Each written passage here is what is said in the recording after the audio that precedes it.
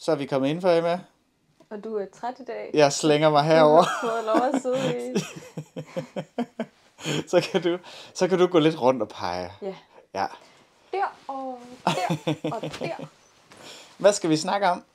Jeg vil bare lige knytte et par kommentarer til nogle af de andre permakulturprincipper, der gør sig gældende herinde. Mest af alt de her 12 Holmgrens principper. Ja. Og det allerførste, observer og interagere, som er forudsætning for alt designarbejde, en god, lang observationsfase. Og det er anbefalet, at man observerer mindst et år.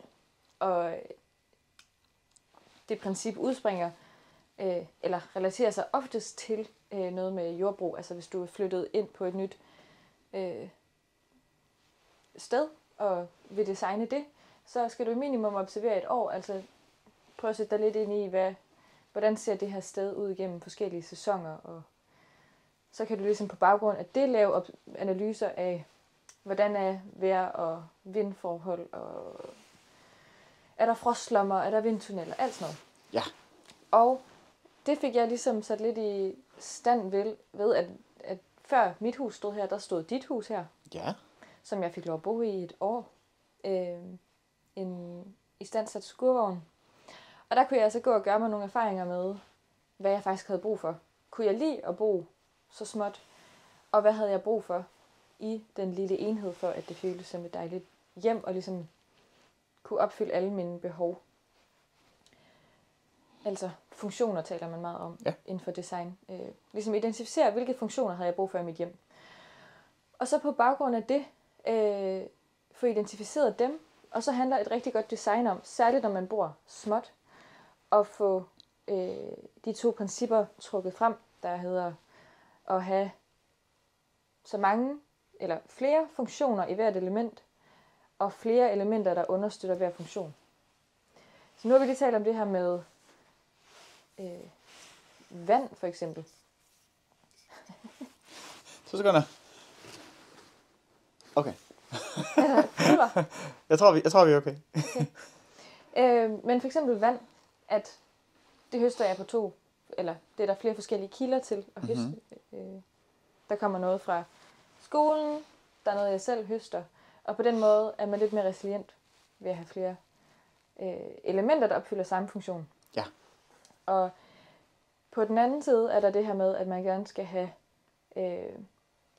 mange funktioner i hvert element.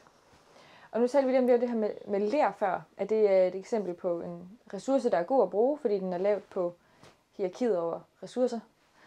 Og der er ler på alle mine vægge, og ler har rigtig mange funktioner. Det er ikke bare fordi, at det er en energieffektiv ressource at bruge, og ikke miljøskadelig. Ler har også den funktion, at der er noget i sådan den kemiske struktur af overfladen, der gør, at den faktisk kan hive luftforurening, altså binde molekyler i luften, som potentielt kan skade vores luftveje. Ja, okay. Og ligesom binde det i lerstrukturen. Så ofte vil du opleve, at hvis du er i et indeklima med ler på væggene, vil der være både en behagelig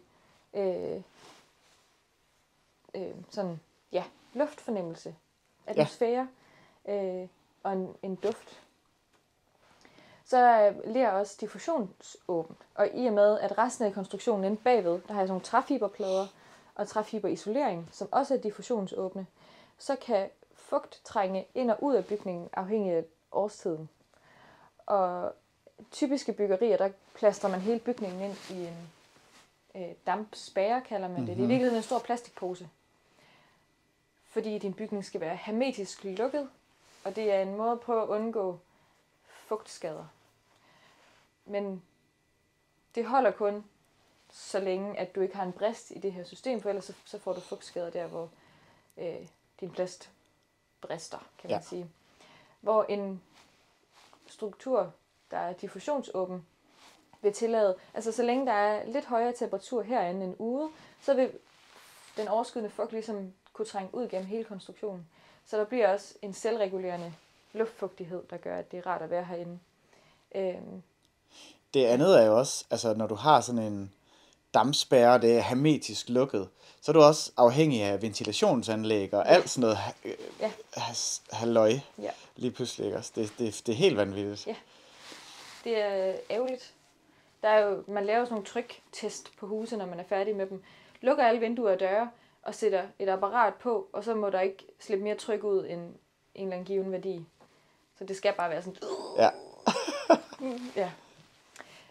Så på den måde har ler flere funktioner. Man kan sagtens også uddybe det. Det er sjovt. Det var et mudderbad at få det op på væggene. En funktion i sig selv. Så kan man også tale om, at det har en æstetisk værdi. Det skal ikke behandles. Det er, som det er. Man kan helt vildt nemt reparere det. Hvis der kommer en bule, så fugter man det op. Kan man bruge sådan en lille svamp, sådan en filsebræt. Ja. Og så er det repareret. Så det er udgiftsfrit fremadrettet. Man kan sagtens male det i alverdens farver, hvis man ikke bryder sig om lerens udtryk. Man kan er det så noget kalkmaling, eller er det noget... Det er lermaling, ja. Med noget pigment i. Ja. Netop. Det er utroligt smukt, bare som det er her råt. Også, vil jeg lige sige. Det er i hvert fald et udtryk. Ja. Og så hvis man kan lide det, så kan man bevare det. Et andet element, det er faktisk hele den afdeling her som sådan. Altså flere funktioner i en, at jeg både har et badeværelse nedunder, og så har jeg hems, hvor jeg kan sove. Ja. Så jeg ved at bygge et rum, fik 2 rum, kan man sige. Og det er jo ikke raketvidenskab, og mit hus er for den sags skyld meget simpelt for et lille hus at være. Tit så bygger man jo alle mulige spændende moduler ind og ud og træk og fold og alt sådan noget. Det er mest af alt bare et stort rum og så et badeværelse og så hemsen. Og de fleste møbler, bortset fra køkkenelementerne, er ikke bygget ind, fordi jeg også gerne vil have en eller anden variant af justerbarhed senere hen. Ja. Men hemsen tjener også flere formål. Med vinduerne deroppe kan jeg skabe et rigtig godt luftcirkulationssystem herinde, når det er meget varmt. Jeg kan sove deroppe. Jeg kan hænge ud deroppe. Jeg tør også alle urter deroppe, og det kan det være, du kan tage nogle billeder. Ja. Men jeg har ligesom min tørkasse deroppe, fordi varm luft vil jo naturligt stige op. Ja. Så der er varmere deroppe end hernede. Og det gør, at alting tørrer meget bedre deroppe. Og så er det ligesom heller ikke i vejen for nogen. Ja. Jeg kan huske, at du snakkede om en af de observationer, du gjorde der i det gamle tiny house, du boede i, at det var, at du gerne ville kunne lave yoga. Ja. Og det er min stribe her. Ja. Det er designet, at jeg har min yogastribe, der lige passer. Så bredden passer til det. At der er plads til det. Ja. Ja. Ja, og som jeg lige demonstrerede, også at kunne øve en moonwalk. Det er også en vigtig del af et hvert hjem, at man kan rende rundt og gøre sådan noget. Men et tredje element på det, eller eksempel på det her med multifunktionalitet, det er, at jeg har valgt at have et badekar. Yeah. Som måske kan virke sådan lidt overflødigt, men det har så flere funktioner. Selvfølgelig kan jeg tage et bad derude. Jeg kan også vaske tøj, og det var en observation, jeg gjorde i dit hus. At jeg kunne ikke være hjemme, når du havde en vaskemaskine. Ja. Det var ikke særlig rart at være i huset, fordi det rystede når den sådan hele hytten. Helt vildt. Så der har jeg et badekar, hvor jeg kan vaske. Ja. Vaskebræt. Ja. Jeg har faktisk 2 vaskebræt, fordi du også gav mig et julegave, uden at vide, at jeg havde et.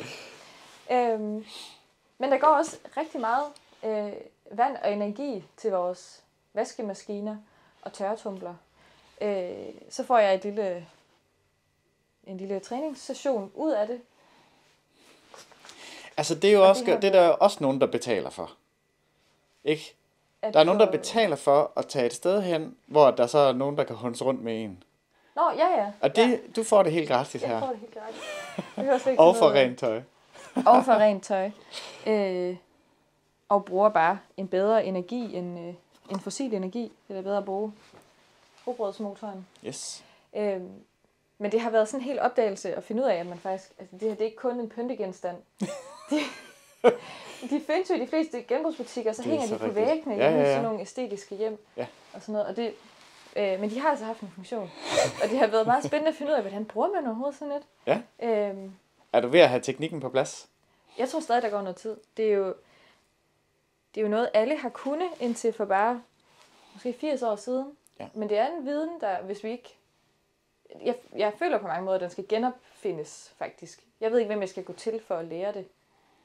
Måske jeg har ikke oldeforældre tilbage, og jeg tror, det er dem, der kommer nærmest og faktisk har gjort det. Ja. Selvfølgelig er der sådan en ret intuitiv måde, man kan sidde og prøve et eller andet, men der er der helt sikkert nogle teknikker og nogle måder at håndtere tøjet og mængder og vride og sådan noget, som jeg ikke ved, hvor jeg finder viden om. Vi spørger internettet hermed. Ja. Hvis der er nogen derude, der kan teknikken med et vaskebræt, Ja. så Oplys os. smid lige en kommentar. Ja. Ja. Men altså, det er nogle små nedslagspunkter i, hvordan man kan se de her principper i brug. Altså multifunktionalitet på forskellige måder. Ja. Jeg synes, jeg har hørt noget om en gang med, at alting skulle helst have 3 funktioner. Er der noget om det, eller er det bare et eller andet Ja, altså... bob? Jeg synes, det bliver meget kasseagtigt at sige, sådan, så skal du så tjekke af. Og så sådan. Ja. Det er mere en mentalitet, jeg synes, man skal have. Ja. At når man designer, at man så har det for øje, at man sådan... Okay, hvis jeg så for eksempel havde den her funktion, jeg ville gerne kunne tage et bad. Mm-hmm. Når jeg så skal vælge det element, der skal opfylde den funktion, så i stedet for at sige, men det kan en bruseniche gøre, så udforske, hvad kan den her funktion... Ja. Elementet, kan det tjene flere funktioner? Helt klart. Kan vandet bruges til noget også? Ja. Altså, Ja. Og så er der jo aldrig... Det er jo Bill Mollison, der siger det her med, at the yield of a design is only limited by the imagination of the designer. Så jeg vil altid kunne finde flere funktioner i leren. Jeg vil altid kunne udbygge, hvor mange ting jeg kunne bruge badekarret til. Ja. Nu nævnte jeg bare 2 eksempler, men man kan nemlig også gemme vandet, bruge det i nogle sammenhæng. For eksempel kunne jeg bruge det til at vande, hvis jeg nu bruger bionedbrydelig sæbe. Mm-hmm. Så vil det også være en vandhøst, eller en måde i hvert fald at begrænse vandets forløb gennem det her økosystem. Ja. Så jo, man kan sige, at 3 er måske eftertragtet at sørge for at få i minimum 3 funktioner ind i sit element. Og minimum også at have 3 elementer, der opfylder hver funktion. Ja. Så jeg burde faktisk have en ekstra måde at høste vand på, for eksempel. Så du har de her backup-systemer for alt. Det samme med elektricitet og varme, at jeg ikke er så afhængig af meget få. Og tit er man jo kun afhængig af 1 kilde, og hvis den bryder, så er man på den. Ja. Ja. Så det er en mentalitet i den måde, man indretter sig på. Ja. En kat. Sejt. Jeg kan ikke se den. Nå. Okay. Fata Morgana. Men Emma, tak fordi du gider at vise os dit hjem og de ting, du har lært. Det er ret vigtigt. Velbekomme. Tak fordi jeg måtte bo hjemme hos dig i 1 år. Jamen, altid velkommen. Det var god erfaring. Ja. Og det vil jeg sige med alt muligt. Altså observation, det er det. Jeg tror, det er derfor, det er det første princip. Det er... Observation. Ja. Cool. Tak.